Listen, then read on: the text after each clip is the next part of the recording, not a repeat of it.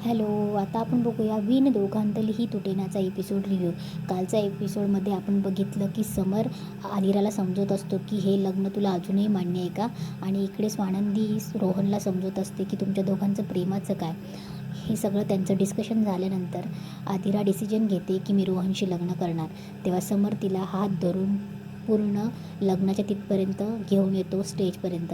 आणि इकडे स्वानंदी ही रोहनचा हात धरून त्यालाही स्टेजपर्यंत घेऊन येते. तेव्हा आदिरा आणि समर स्टेजवर उभे असतात. स्वानंदी स्टेजवर रोहनला घेऊन जाते. तेव्हा रोहनला बघून आदिरा त्याला मिठीच मारते. तेव्हा अंशू इकडे त्याच्या आईला बोलत असतो की मॉम, हिच्या डोक्यात काही भुसा भरला आहे का. तेव्हा मल्लिकाही बोलत असते की आई मूर्ख मुलगी ही, मी इतके प्रयत्न करूनही माझ्या प्रयत्नांना यश येत नाही आहे. तेव्हा मल्लिका बोलते, नाही अंशू, हा प्रश्न आदिराचा नाही राहिला आहे, आता माझ्या इज्जतीचा आहे. समरला मला ताब्यात ठेवलंच पाहिजे, कारण की जेव्हा स्वानंदी त्याची बायको म्हणून त्याच्यावर हक्क गाजवेल हे मला बघवत नाही, आणि आदिराही त्या घरात जाऊन तिथली सून बनलेलीही मला बघवत नाही. इकडे समर आनंदला बोलवतो. तेव्हा समर आनंदला सांगतो की समर, त्या ज्वेलर्सला 10 लाख रुपये दे आणि त्या बांगड्या घेऊन घे परत. तेव्हा आनंद त्याच्याकडे बघत असतो. तेव्हा समर बोलतो की बघतोयस काय. तेव्हा आनंद बोलतो की नाही, त्याच्याशी तुला काही बोलायचे, काही शहानिशा करायची का. तेव्हा समर बोलतो नाही, आता तितका वेळ नाही आहे, त्याला त्याचे पैसे दे आणि त्या बांगड्या घे ताब्यात. इकडे आनंद ज्वेलर्सला पैसे देतो आणि त्या बांगड्या घेतो. तेव्हा मल्लिका गुपचूप बघत असते. तेव्हा आनंद ज्वेलर्सला बोलतो की काय जायचं आहे की व्यवस्था करू.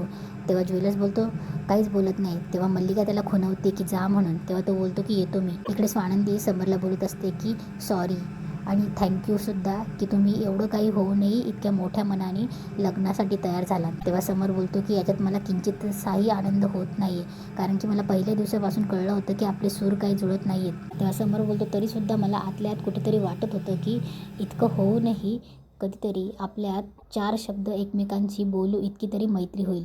पण आता तसं काही होईल असं मला वाटत नाही. माणसांचे आर्थिक स्तर वेगळा असतो याची मला कल्पनासुद्धा आहे, पण त्याच्यामुळे माणसांची वृत्ती इतकी बदलू शकते हे तुम्हाला भेटल्यावर मला आज पहिल्यांदाच कळलं. तेव्हा स्वानंदी समरकडे बघते. तेव्हा समर बोलतो माझ्या बहिणीची मला खूप काळजी वाटते आणि अजूनही वाटते.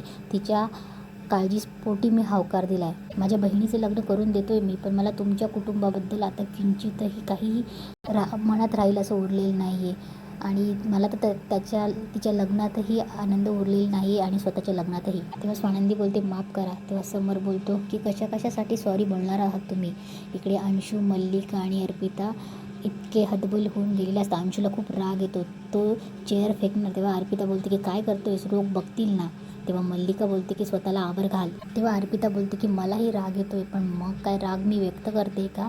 तेव्हा मल्लिका बोलते की माझं काय, अरे मलाही किती राग आला आहे, माझा कोणी विचार करतोय का. पण प्रत्येक गोष्टीला काहीतरी टाईम असतो, प्रत्येक गोष्ट ही वेळेत झाली पाहिजे, कधीही राग काढून चालत नाही. तेव्हा अर्पिता बोलते की पण मम्मा, आत्ता पण आपण वेळेतच सगळं केलं ना, मग काय झालं. तेव्हा मल्लिका बोलते की हो, काही झालं नसलं तरी असं नाही की पुढे काही होणारच नाही आहे. तेव्हा मल्लिका बोलते की स्वानंदी लग्न करून आपल्याच घरात येणार आहे ना, मग तर माझ्या हातात सगळी थेरं असतील. तेव्हा अर्पिता बोलते की मम्मा तू विसरतेस का, स्वानंदी घराची मालकीन म्हणून घरात येणार आहे. तेव्हा मल्लिका बोलते की ती मालकीन म्हणून येऊ, काही म्हणून येऊ, पण घरात सत्ता कोणाची चालते हे महत्त्वाचं आहे ना. तेव्हा मल्लिका बोलते की बरं झालं ही स्वानंदी आता माझ्या तावडीत आली. कसं आहे ना अर्पी, लांबून दिसल्यावर चित्र कितीही सुंदर वगैरे दिसत असलं ना, पण जवळ आल्यावर त्याला कळतं की ते चित्र नक्की काय. तेव्हा स्वानंदीला हे माझ्याकडे बघून नक्कीच कळेल. आता गुरुजी बोलतात चला मुहूर्त टळतोय, मंगलाष्टका सुरू करूया. तेव्हा मंगलाष्टका सुरू होतात. तेव्हा गुरुजी बोलतात नवऱ्या मुलाने नवरी मुलीच्या, तेव्हा गुरुजी बोलतात की वधूने वराच्या गळ्यात हार घालायचा. तेव्हा स्वानंदी समरच्या गळ्यात हार घालते आणि इकडे आदिराही रोहनच्या गळ्यात हार घालते. आता वर आणि वधूच्या गळ्यात हार घालायचा. तेव्हा समर स्वानंदीच्या गळ्यात हार घालतो आणि इकडे रोहन आदिराच्या गळ्यात हार घालतो. इकडे मल्लिका अर्पिताला बोलत असते की अशी तोंड पाडून उभी राहू नकोस, टाळ्या वाजव. तेव्हा अर्पिता बोलते की आपण हरलो त्याबद्दल टाळ्या वाजवायच्या. तेव्हा मल्लिका बोलते की आपण हरलो कुठे, समोर बघ ना, स्वानंदी आणि समरचं लग्न झालंय, पण त्यांचे चेहरे बघ ना, चेहरे कसे उदास झाले, बिलकुलही त्यांच्या चेहऱ्यावर आनंद नाहीये. आता मंगलाष्टक झाल्यानंतर गुरुजी बोलतात की आता कन्यादानाचा विधी आहे, वधूच्या आई वडिलांनी इकडे या. तेव्हा स्वानंदीची आई आणि स्वानंदीचे बाबा पुढे यायला निघतात. तेव्हा स्वानंदीचे बाबा स्वानंदीच्या आईला अडवतात आणि बोलतात की हा विधी मी करणार आहे, तू नाही. तेव्हा मल्लिका डोक्याला हातच लावते. तेव्हा गुरुजी बोलतात की यजमान लवकर या, मुहूर्त टळतोय. तेव्हा स्वानंदीचे बाबा बोलतात, गुरुजी या बाईचा आणि माझा काहीही संबंध नाही, त्यामुळे माझ्या मुलीच्या कन्यादानाचा विधी मी करणार. तेव्हा रोहन आणि स्वानंदी तिच्या बाबांकडे येतात. तेव्हा अर्पिता बोलते की मम्मा एवढी काय कौतुकाने बघतेस, अगं सगळंच झालं, आता काय नातवंडांचं तोंड बघायचं बाकी ठेवतेस का? तेव्हा मल्लिका बोलते की तू वेडी आहेस का? तुझ्या समरदादाने माझ्या अंशूला सगळ्यांसमोर थोबाडीत मारलं होतं ना, तो तमाशा मी पाहिला. आता सरपोतदारांचा तमाशा बघायचा आहे या सगळ्यांसमोर.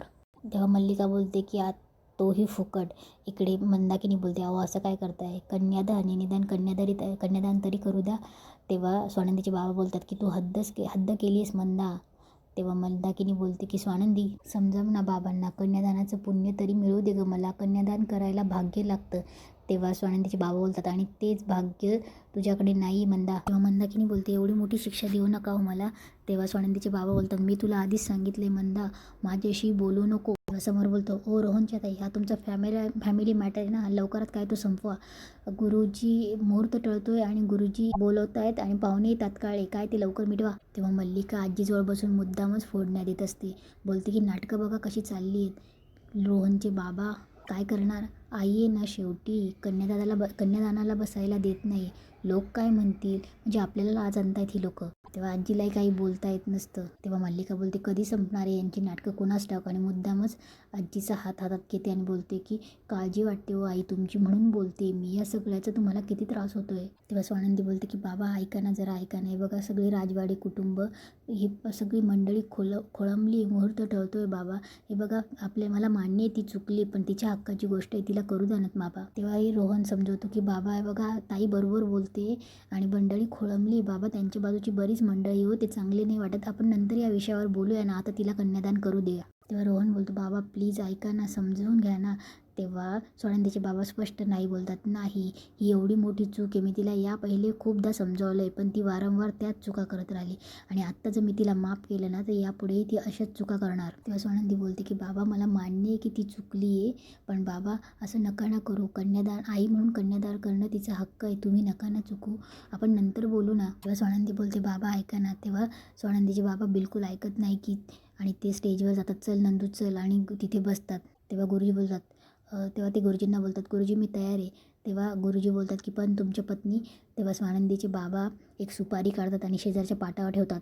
तेव्हा स्वानंदीचे बाबा बोलतात की ही माझी पत्नी, सुरू करा विधी. तेव्हा स्वानंदीचे वडील बोलतात की माफ करा समरसाहेब, या दिवसात मी दुसऱ्यांदा बोलतो आहे, पण मला माहिती आहे की तुमची माफी मागणंही योग्य नाही आहे, पण मी तुम्हाला आश्वासन देतो की यापुढे आमच्याकडून तुम्हाला कसलाच त्रास होणार नाही. अशा प्रकारे गुरुजी कन्यादानाचे विधी सुरू करतात आणि स्वानंदीचे बाबा त्याप्रमाणे विधी करतात.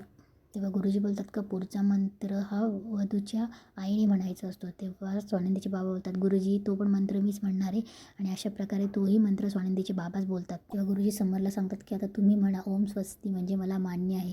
तेव्हा समर थोडा शांत होतो आणि बोलतो ओम स्वस्ती म्हणजे मला मान्य आहे. स्वानंदी समरकडेच बघत असते. गुरुजी बोलतात की आता या अक्षता एकमेकांच्या डोक्यावर टाका आणि पुढच्या विधीच्या वधू वराच्या कन्यादानाच्या विधीसाठी वळूया. तेव्हा गुरुजी बोलतात की मुलीच्या वडिलांना बोलवा. तेव्हा आजी बोलते की गुरुजी मुलीला वडील नाही आहे.